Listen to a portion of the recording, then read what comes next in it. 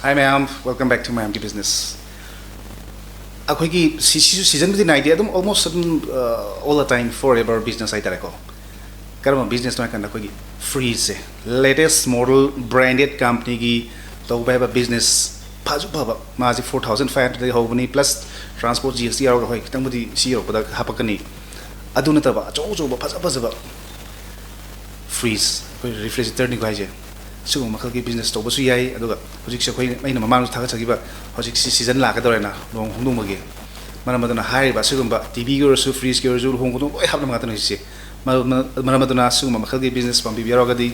makai contact number phone to biro ai mateng bange paisa tana bagi season go egara or forever dum chappa ba adu makal ki business ma ama proke nungti gi maramaduna hai ba video se share to view adu page to follow to view ai mayam gi damakta paisa tana bi lambi ideas ina khangjaba mayam da share tawjage maramaduna nungti gi tawba business ai dum property aduga sigum makal gi business si pambi biro gadi makai contact number phone to biro ai support to mayam gi thank you